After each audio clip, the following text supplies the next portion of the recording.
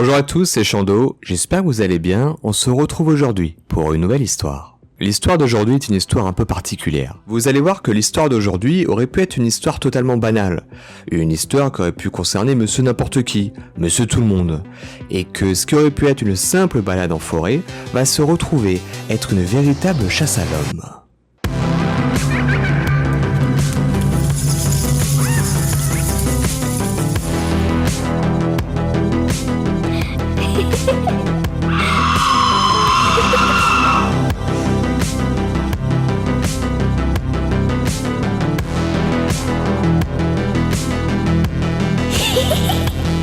Malgré quelques cas effrayants quand j'étais enfant, il n'y a eu qu'une seule fois dans ma vie d'adulte où j'ai vraiment ressenti une véritable peur. Je vis dans un village au milieu de la campagne anglaise. Pour brosser un tableau précis de sa taille, il y a une population de 4000 habitants. Mais mon village ressemble plus à un petit village de 1000 habitants en raison de sa nature étendue et qu'il soit entouré de nombreux champs, fermes et sous-bois qui se connectent tous finalement à une forêt assez célèbre dans la région. C'est un peu au milieu de nulle part et à cause de cela, les connexions téléphoniques et internet sont notoirement mauvaises. Ayant vécu ici toute ma vie, je connais l'endroit comme ma poche. Je sais où se trouvent tous les sentiers publics à travers les bois, où ils se connectent, quels sont les raccourcis et où traverser des ruisseaux profonds. J'ai fait des promenades dans cette région tout au long de mon enfance avec mes parents et seul à l'âge adulte. Rien de mal ne s'est passé, je me sentais en sécurité ici. Cette histoire se déroule l'été dernier, en juillet après mon retour de l'université. Je n'avais pas encore trouvé de travail et j'avais fumé beaucoup d'herbe. Une habitude que mes parents méprisaient au plus haut point et que j'essayais donc de leur cacher en faisant des promenades nocturnes. De multiples joints pré-roulés cachés dans ma capuche. Comme d'habitude ce jour-là, ils sont tous les deux rentrés du travail vers 17h. Nous avons dîné, mais avons discuté un peu plus longtemps que d'habitude. À cause de cela, j'ai fini par partir pour ma promenade 1 heure plus tard que d'ordinaire, vers les alentours des 19h. Mais comme c'était l'été, le soleil brillait toujours. Donc honnêtement, je n'ai pas vraiment remarqué qu'il allait probablement faire nuit durant ma balade. Le bois le plus proche de ma maison est à moins de 5 minutes à pied. Vous pouvez voir à travers la zone dégagée assez loin, jusqu'à ce que le premier ensemble de sous-bois obscurcisse votre vue. C'est donc là que je me dirigeais car je savais que cette piste prendrait moins de 2 heures à faire, et qu'elle mènerait sur le même chemin que celui où je me tenais actuellement.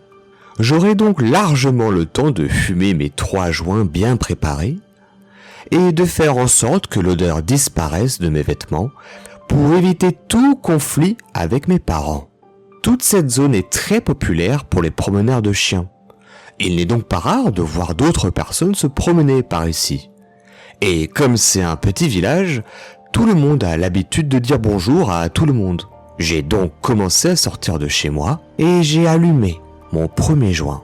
Je marche en étant plongé dans mes pensées lorsque j'aperçois une silhouette à l'entrée du sous-bois. Un vieil homme sortait d'eux en lançant une balle à son collet à poils longs. J'ai reconnu que c'était John qui vivait sur la route à côté de la mienne et qui connaissait très bien mon grand-père. Nous nous sommes donc arrêtés et avons pris le temps d'échanger une brève conversation. Tout en parlant avec John, j'ai vu un autre homme sortir des bois. Pas de chien, veste vert vif, très grand, et il avait une bonne dizaine d'années de plus que moi. John et moi avons discuté encore 1 minute environ, puis nous nous sommes dit très poliment au revoir. Il me prévient de ne pas rester ici trop longtemps, car il va bientôt commencer à faire nuit. J'ai continué sur le chemin en direction du sous-bois et donc de l'autre homme. Alors que nous étions sur le point de nous croiser, j'ai levé les yeux pour établir un bref contact visuel. J'ai bêtement souri et j'ai dit bonjour, comme tout le monde le fait ici. Mes yeux rencontrèrent instantanément les siens. Il me regardait déjà. Ses yeux sombres se fixèrent sur les miens et il ne souriait pas. Je ne le connaissais pas du tout, mais je savais que quelque chose n'allait pas chez lui. Il ne m'a pas répondu, alors j'ai ravalé ma politesse et j'ai regardé le sol tandis que nous nous croisions. J'ai accéléré un peu mon allure et avant d'entrer dans les bois, j'ai regardé sournoisement en arrière. L'homme marchait toujours dans la même direction en suivant John. Je me suis senti un peu idiot, je dois avouer. J'ai ri, j'ai maudit l'herbe que j'avais fumée pour m'avoir rendu paranoïaque, tout en rallumant un autre joint. Et j'ai recommencé à marcher dans les bois.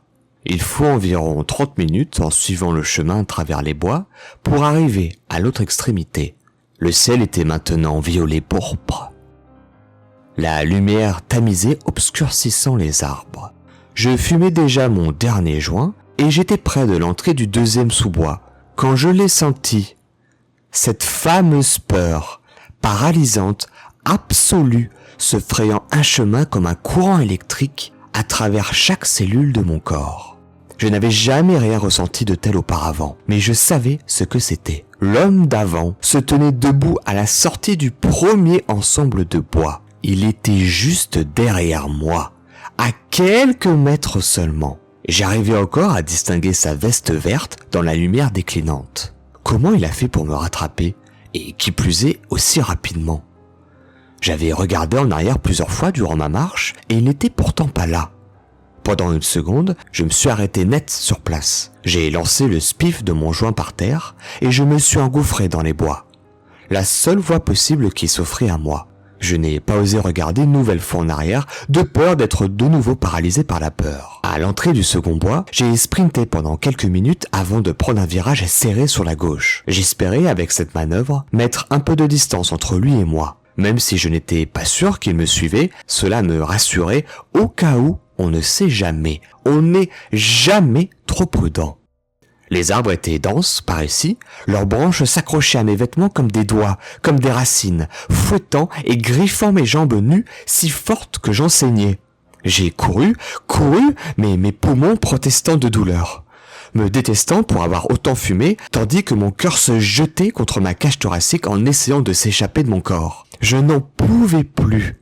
Je me suis jeté par terre derrière un tronc particulièrement épais. J'ai bloqué mon dos contre ce dernier, les genoux contre ma poitrine, une main posée sur ma bouche pour étouffer ma respiration laborieuse, essayant désespérément de pomper de l'air dans mes poumons pour le prochain sprint. Quelques instants passèrent silencieusement, puis je l'ai réentendu. Des pas lourds cassant des brindilles derrière moi. Je n'osais pas regarder au cas où il me verrait.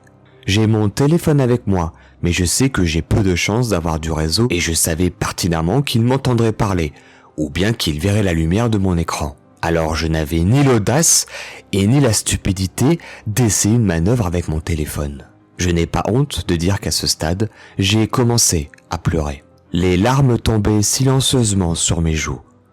Qu'est-ce que c'est que ce bordel? J'entends une voix grave s'exclamer au loin. Où es-tu? Je sais que tu es là. Je t'ai vu. Où es-tu?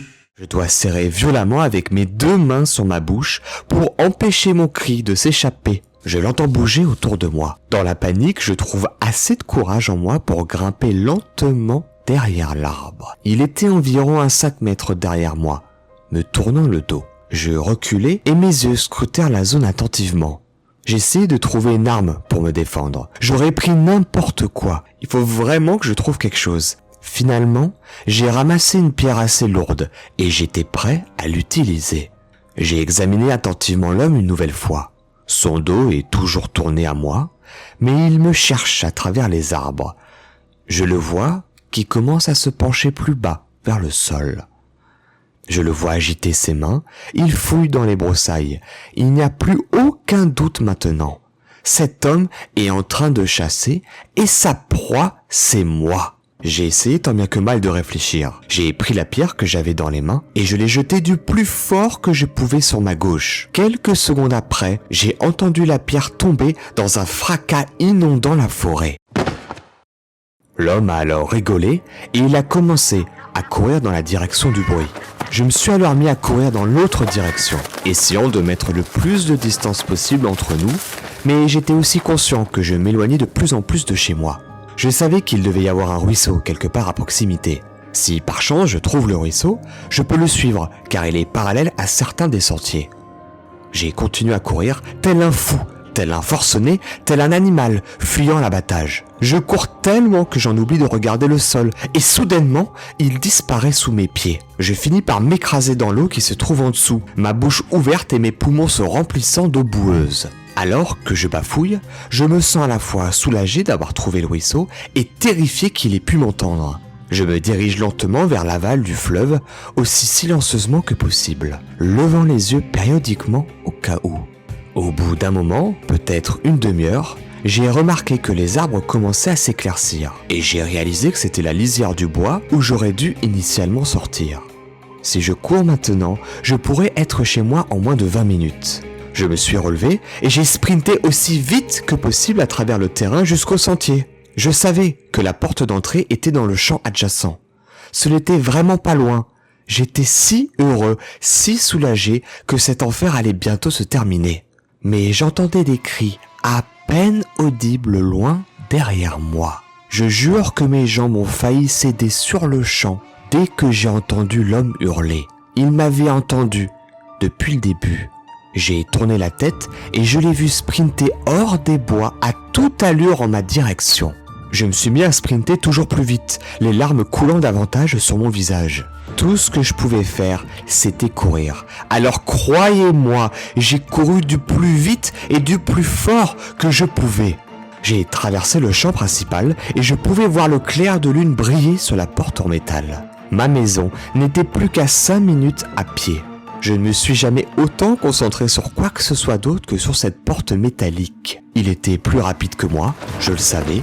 Il se rapprochait, me criant dessus tout le long.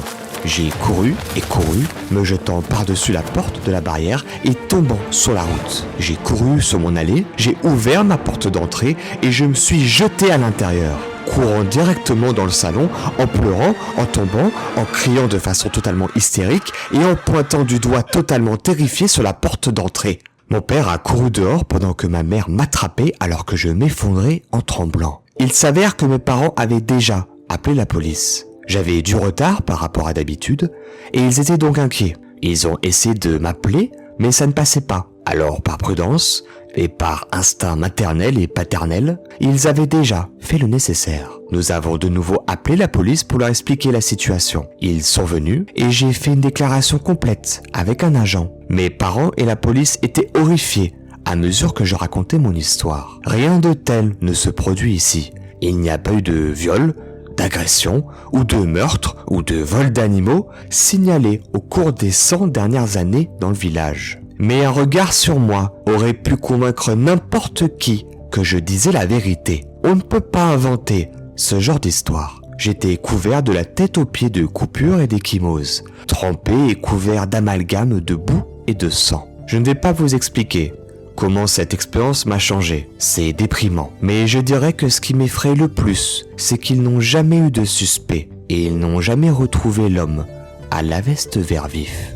Si ça se trouve, ce type me regarde au moment où j'écris cette histoire. Et c'est ainsi que s'achève notre histoire. Et comme d'habitude, si cette vidéo vous a plu, n'hésitez pas à la liker, la partager et la commenter. Et si vous ne voulez pas que j'envoie l'homme à la veste vert vif vous faire un petit coucou chez vous, n'hésitez pas à vous abonner à ma chaîne YouTube, à mon Spotify et mon Instagram, ça m'aide beaucoup. Quant à nous, on se retrouve très bientôt pour une nouvelle histoire. C'était Chando, d'ici là, portez-vous bien, ciao.